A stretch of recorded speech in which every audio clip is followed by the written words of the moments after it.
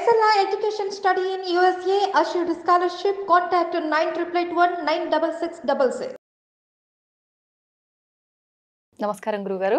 ఓం శ్రీ మహాగణాధిపతయే నమః. గురుగారు, కొంతమంది భగవంతుని ఎక్కువగా నమ్ముతారు, ఎక్కువగా ఆరాధిస్తుంటారు.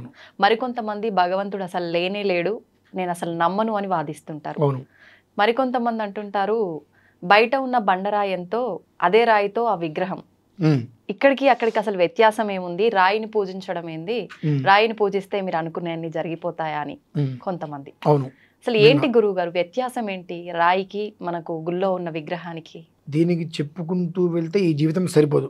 ఒకటి రెండు వచ్చేటప్పటికి ఒక రాయే కదమ్మా రత్నం అయ్యేది. అవును గురుగారు. ఒక రాయిని సానబట్టి జాగ్రత్తగా ఎన్నో రకాలుగా కటింగ్ చేస్తే అదొక రత్నం అవుతుంది. రత్నాన్ని మనం ఉంగరంగా పెట్టుకుంటున్నాం, రాయిని మరి ఉంగరంగా పెట్టుకోవట్లేదుగా. డైమండ్ ఉంది, 100 కటింగ్స్కి తట్టుకోవాలి అంటే అంత దృఢంగా ఉన్నట్టు. అప్పుడు దాన్ని మనం డైమండ్గా దాని క్యారెట్ని బట్టి ఒక క్యారెట్ ఇంత అన్నట్టుగా రేట్లు పెరుగుతుంటాయి, లక్షల్లో కోట్లలో కూడా ఉంటుంటుంది. సో అది తయారవడానికి ముందు రా మెటీరియల్. అవును.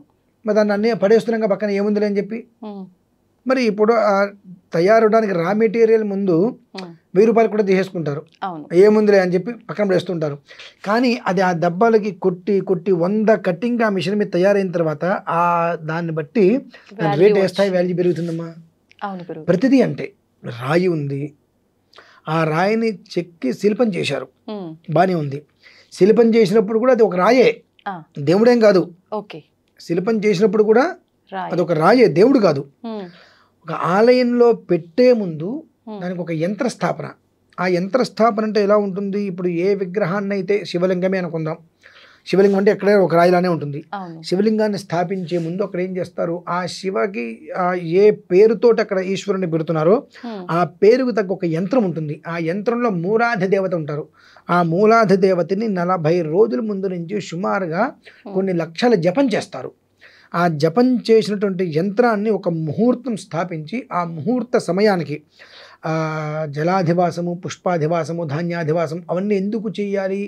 తపన తాడన దోషం అంటే ఒక రాయిని తీసుకొచ్చి కొడతారు, తపన తాడన ఆ ఎండలో వదిలేస్తారు. ఆ ఎండ వేడి వస్తూ ఉంటుంది. మామూలుగా రాయిని వదిలేయటం, మీరు రాయి తీసుకొచ్చినప్పుడు సగం విగ్రహం చెక్కి ఎండలో వదిలేస్తుంటారు, ఆ ఎండ దాని మీద పడుతూనే ఉంటుంది. దాన్ని కొట్టి కొట్టి కొట్టి కొట్టి తయారు చేస్తారు. ఈ తపన తాడన, వేడి దెబ్బలు కొడతారు.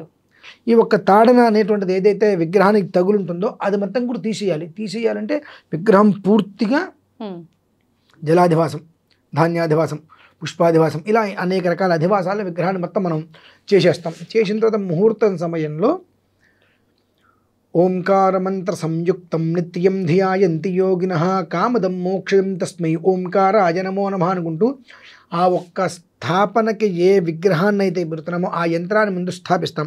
స్థాపించి విగ్రహ ప్రతిష్ఠ చేసిన తర్వాత అనునిత్యము అందులో జపం చేస్తున్నప్పుడు మామూలు విగ్రహం కూడా ఒక బ్రహ్మాండమైన తేజస్సు కలుగుతుందండి. మీరు ఒక విగ్రహాన్ని చూడండి, ఏది ప్రతిష్ఠ చేయడానికి ముందు ఫోటో తీసుకోండి. అదే విగ్రహాన్ని మంత్రస్థాపనతో ప్రతిష్ఠ చేసిన తర్వాత 4-5 రోజులు తర్వాత ఒక ఫోటో తీసి ఆ 2 దగ్గర ట్రాలీ చేస్తే ఆశ్చర్యం కలుగుతుంది. ఆ ఒక తేజస్సు విగ్రహంలో వస్తుంది. ఎందుకంటే మొన్న అయోధ్య టాపిక్ కూడా అలాగే అన్నారు కదా, మంత్రశక్తి. ఆ విగ్రహం దేదీప్యమానంగా ప్రకాశిస్తుంది. ఆ ప్రకాశిస్తున్నప్పుడు ఆ పరిసరాల్లో ఎవరైతే ఉంటారో అందరికీ కూడా ఆ ఒక వెలుతురు పంచుతుంది అమ్మవారు, అయ్యవారు ఎవరైతే వాళ్ళు.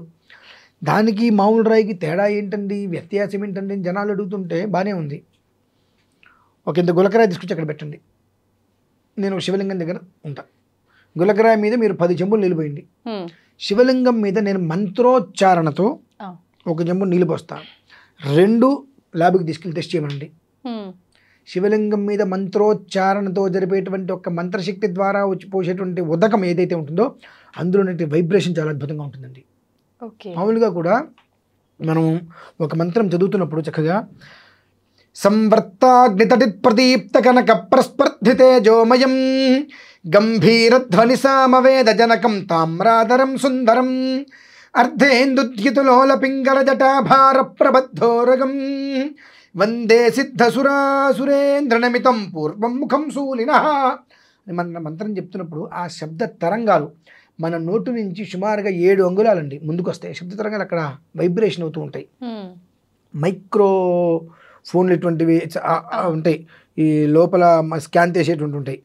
అటువంటి స్కానర్స్ తీసుకొచ్చి ముందు పెడితే అక్కడ కూర్చొని తృతీయ సవనం, ఆ తృతీయ సవనంలో కంఠంలోంచి ఆ మంత్రం వస్తున్నప్పుడు నాభి నుంచి వస్తుంది మంత్రం.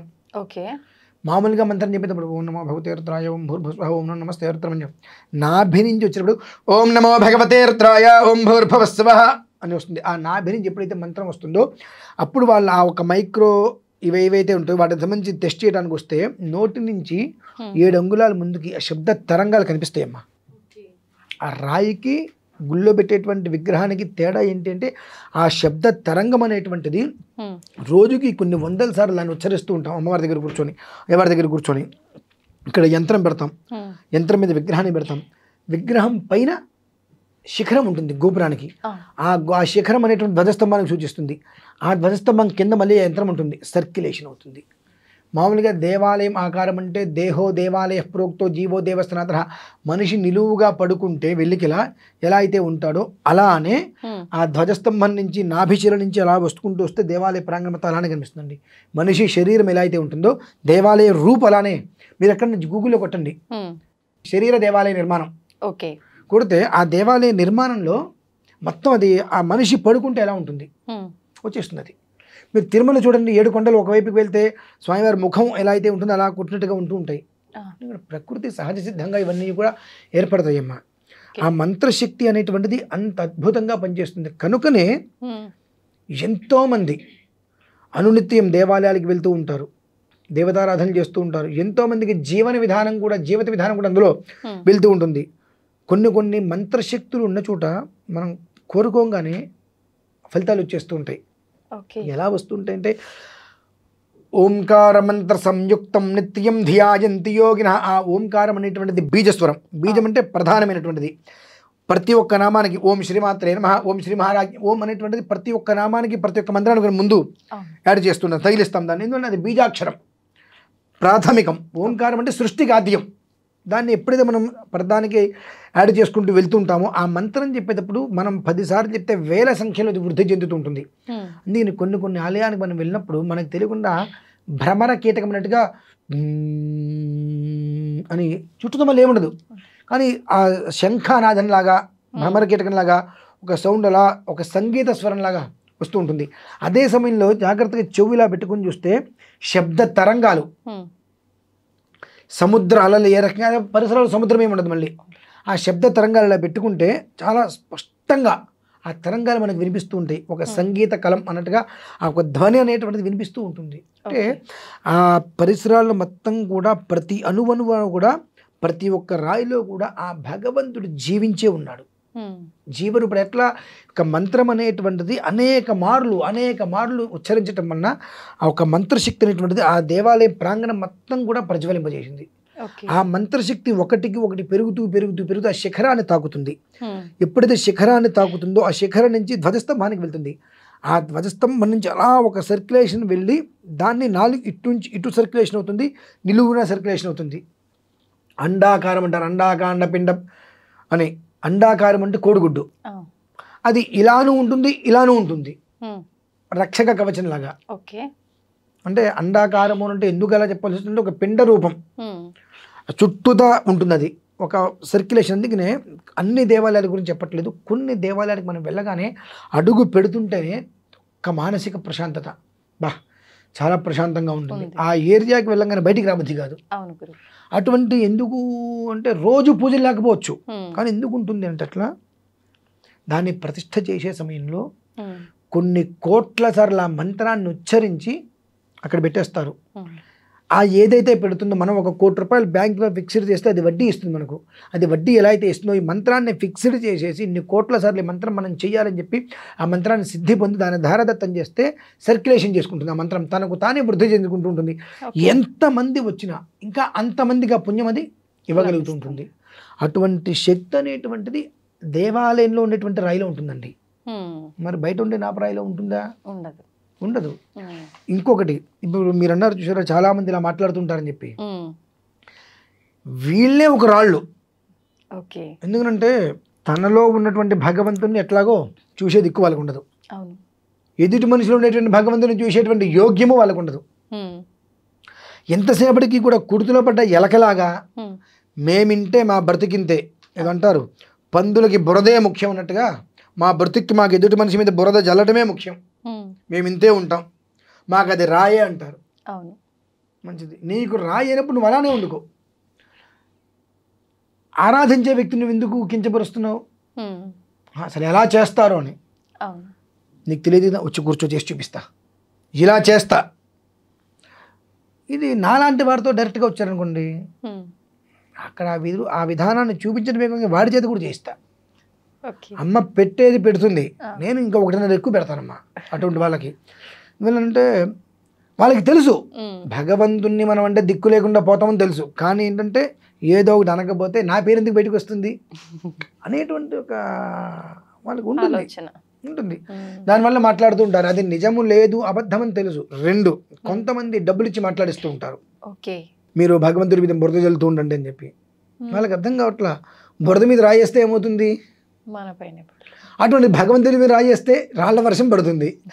అది అర్థం కావాలి. కొంచెం బురద మీద రాయేస్తేనే చిందుతుంది మీదకి. అటువంటి భగవంతుడిపై నువ్వు బురద జల్లుతున్నావు, రాయేస్తున్నావు అంటే ఎన్ని రాళ్ళు నీ నెత్తి మీద పడుతున్నాయి, అది నువ్వు ఆలోచించుకోవట్లా. కాబట్టి ఏంటంటే వ్యత్యాసం ఎప్పుడు వ్యత్యాసం అండి. నక్కకు నాగలోకానికి ఉన్నంత వ్యత్యాసం ఉంటుంది. ఒక గొలక రాయికి విగ్రహం చేసిన రాయికి ఆ రాయి ఈ రాయి ముందు ఒకటే. ఒక గొలక రాయినో ఒక కొండరాయినో తీసుకుని వచ్చి దాన్ని విగ్రహంగా శిలగా మార్చారు.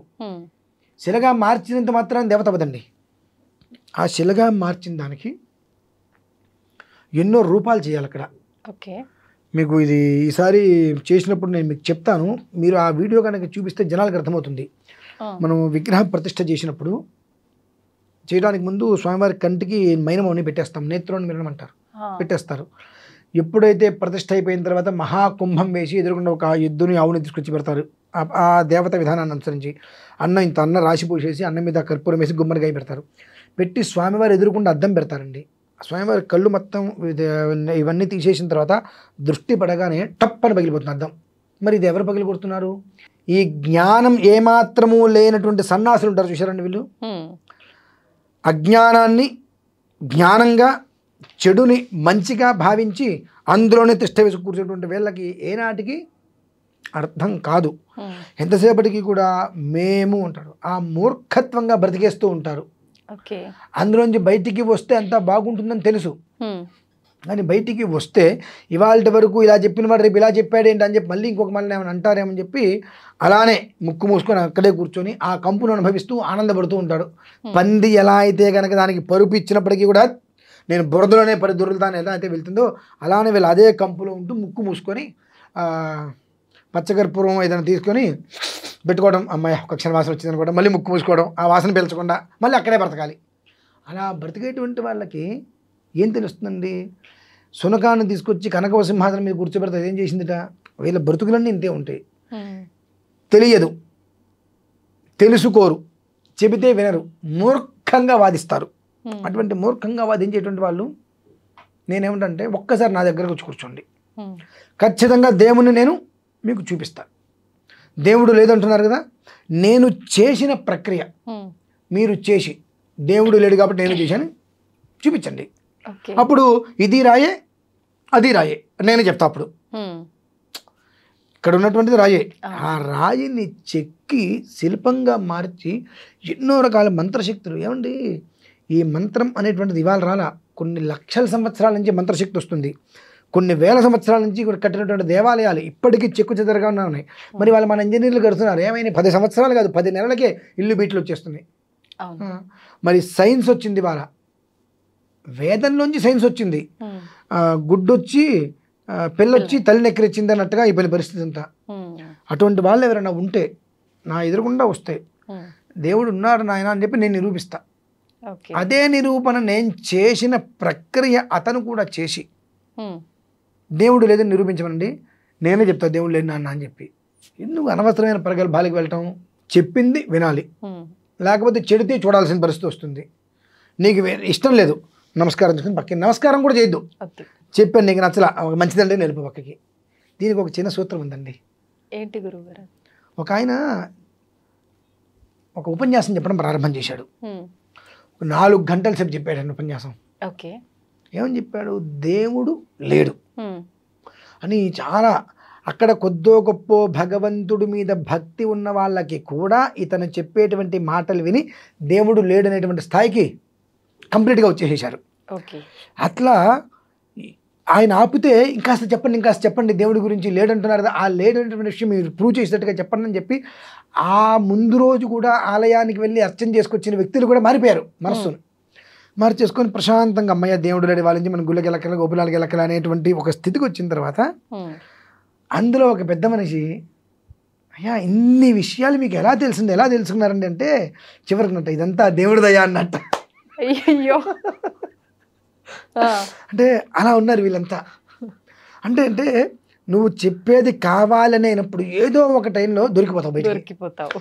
4 గంటల సేపు మంత్రముగ్ధుని చేశారు కూర్చుని వాళ్ళందరినీ, దేవుడు లేదని నమ్మించేశారు.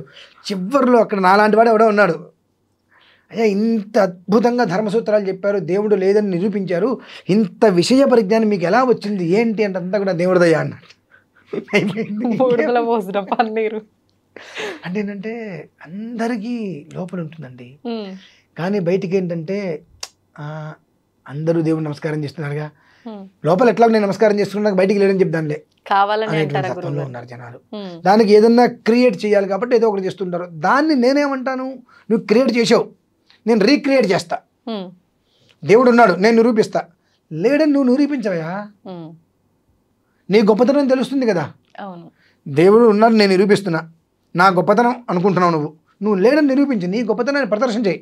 నిరూపిస్తే నేను చేసినట్టు చేసి, అవునండి నిజంగా దేవుడు లేడండి, నేను చేసినట్టు ఆయన కూడా చేశాడు, దేవుడిని నమ్మవద్దండి నేనే చెప్పగలుగుతా. మన వల్ల కాదే, కూర్చోలేమే, చేయలేమే, చేత కాదే. దానికి 100 విషయాలు, నాకు ఇవాళ కుదరదు, రేపు కుదరదు, ఇవాళ ఎట్లా కుదరదు, ఇవన్నీ ఎందుకు, ఈ అక్కర్లేని వ్యవహారాలు. రేపంటే రేపే నేను రెడీ, సిద్ధం అని అవతల వాళ్ళు సిద్ధపడుతున్నారా? మాటల్లో ఉండేటువంటి విషయం చేతల్లో లేదండి. ఇదంతా కూడా ఏంటంటే కొంతమంది డబ్బిచ్చి చేయిస్తున్నారు, కొంతమంది పేరు ప్రతిష్టల కోసం దేవుణ్ణి అడ్డం పెట్టుకొని జీవించేస్తున్నారు. మరి అడ్డం పెట్టుకున్న వాళ్ళందరూ కూడా దేవాలయాన్ని అనుసరించి ఎంతమంది బ్రతికేస్తున్నారు?